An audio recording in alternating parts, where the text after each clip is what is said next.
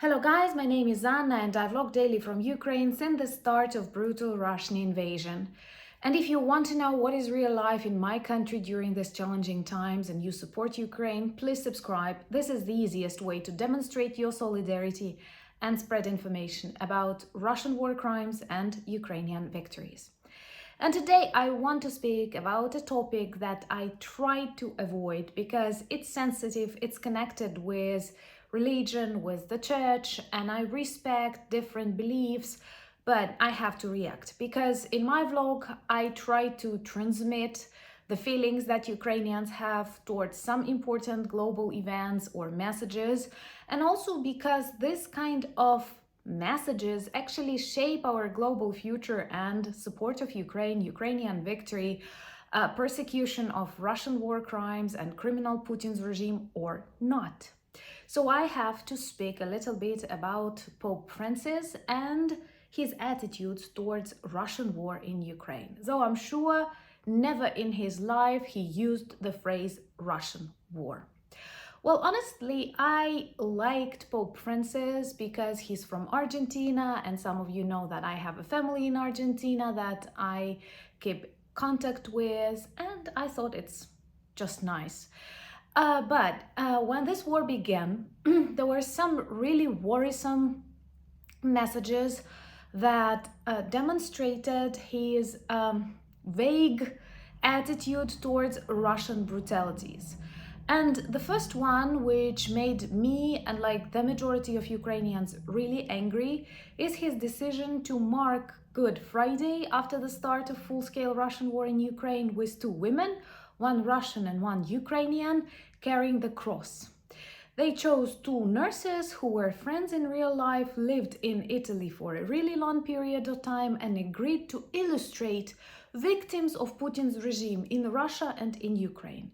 All Ukrainians protested in Italy, in Vatican, and all over the world, and very much in Ukraine. This was just the beginning of full-scale Russian invasion. I'm not sure, maybe approximately at that time, Bucha and Irpin were liberated and people saw massacre and huge crimes committed against innocent civilians, including children, corpses lying on the streets. So it was kind of unusual to treat Russians. These were not just Putin, these were Russian soldiers in Bucha, for example, same as Ukrainians. And many super tolerant institutions were trying to push this discourse that both Russians and Ukrainians are victims.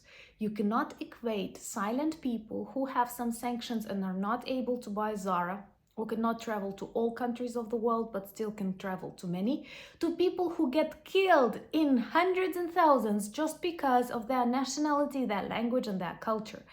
We've seen Russia is a true terrorist state, threatening the world, blowing up dams, hijacking nuclear power stations, killing, executing children, torturing, like, I don't need to explain that. So I guess it's totally wrong to equate a victim to an aggressor, a victim to an aggressor. It is just like, I don't know, to invite Judas to carry cross together with Jesus Christ. I'm sorry for this metaphor, but we are speaking in this religious context. If you agree that it is not okay to equate Russia and Ukraine as victims of Putin's regime, because every country is a little bit responsible for the messages it spreads to the world. And come on, Putin cannot hold terrorists 140 million of people. And it's not Putin in these tanks, it's not Putin targeting missiles, it's not Putin in this jets bombing Ukrainians. Come on. And if you agree with me that it's not okay to equate Ukraine and Russia as victims, please subscribe to this channel if you're not yet and spread these messages in conversations. We need your support. Then, after this event, in numerous interviews, Pope was asked to say a few words if Putin is a criminal, and he always avoided this phrase. And he described war in Ukraine as a huge violence, brutality, grief, but treating it as a natural disaster or a disease, not naming the cause of this war, Russian imperial desires. And that is actually a serious problem, because he was using lots of epithets: war-torn Ukraine, suffering people, concentrating on all of this negativity without naming the reason of all that.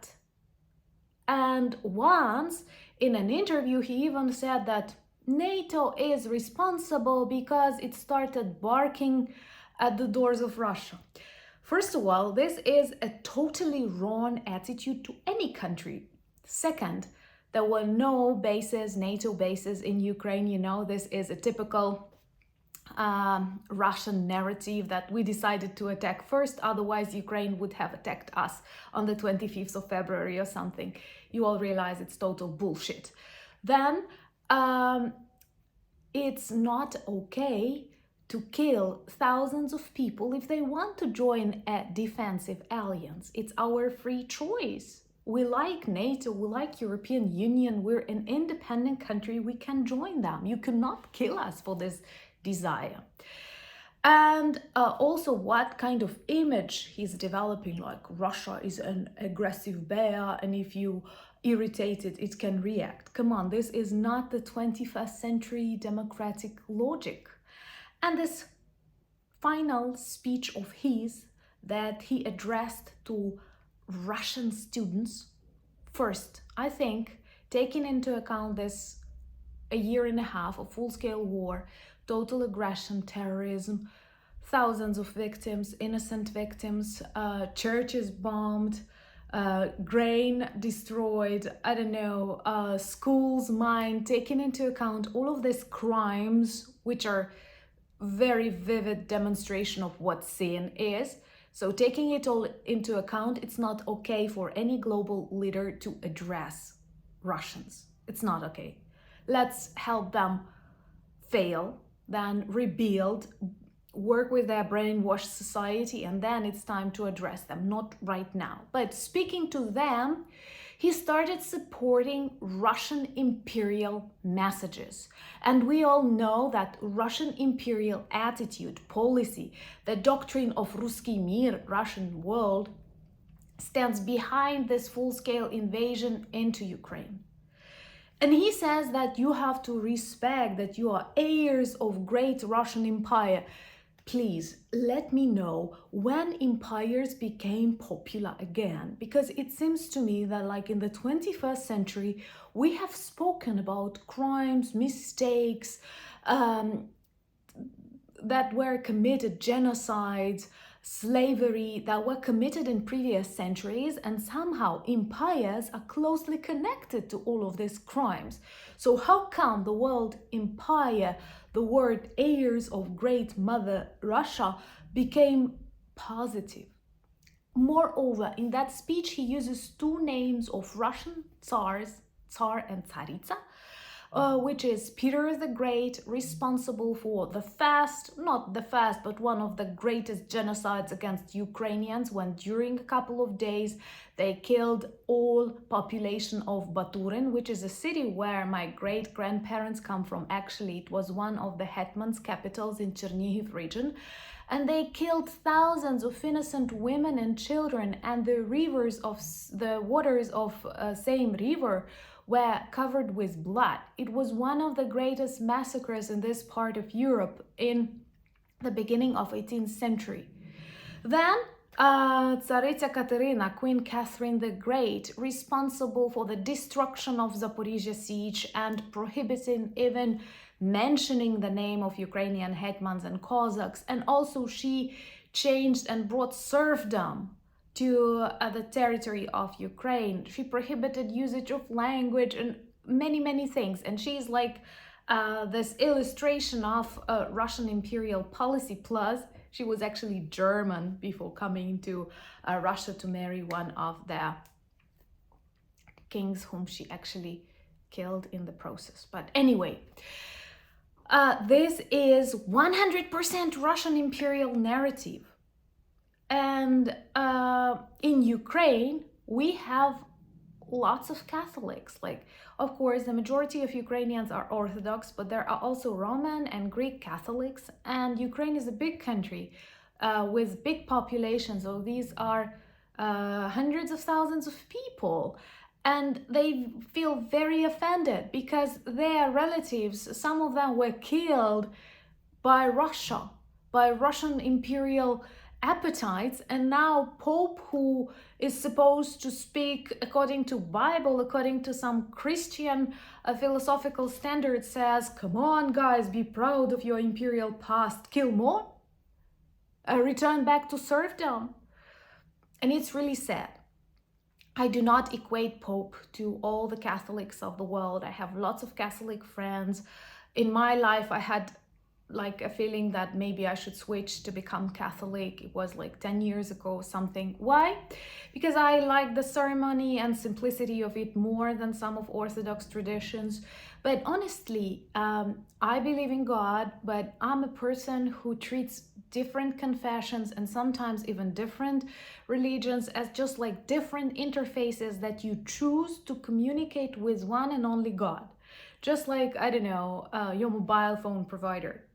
You choose something that is good from your cultural background, your family heritage, but God and some universal truths, they are universal. And one of them is not to kill, and especially innocent people, based on their cultural, religious, linguistic beliefs. And Russia kills Ukrainians daily just because they are Ukrainians. For me, Russia is an illustration of hell. So what is the Pope doing? And I have an answer, probably. I once asked my priest, like, why so often among priests in Ukraine, and I'm sure in some of your countries, there are a lot of like controversial people. Not all of them are actually the illustration of everything we want to follow.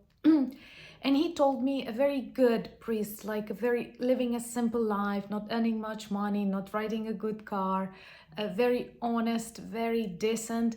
And he told me like, oh, the devil is always trying to tempt a priest more than anyone else, because it's always easier to poison the well from which people take water than to poison like all people.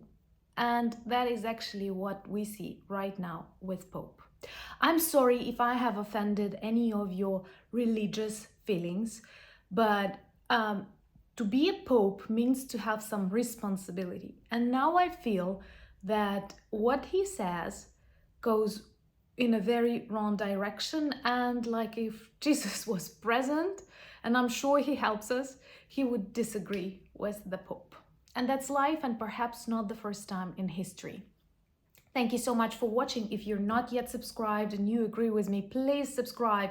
This helps to make the channel more visible and more people will learn about Ukraine in these challenging times, and we need your support. Subscribe to my Instagram, Twitter and Threads. I share different kinds of information there. Introduce yourself to our merch shop. It has some really beautiful t-shirts, caps and cups, which work as good conversation starters, especially if you want to help Ukraine and persuade others to stand with us until full and complete victory and fall of Putin's regime. Thank you so much for your support. Slava Ukraini!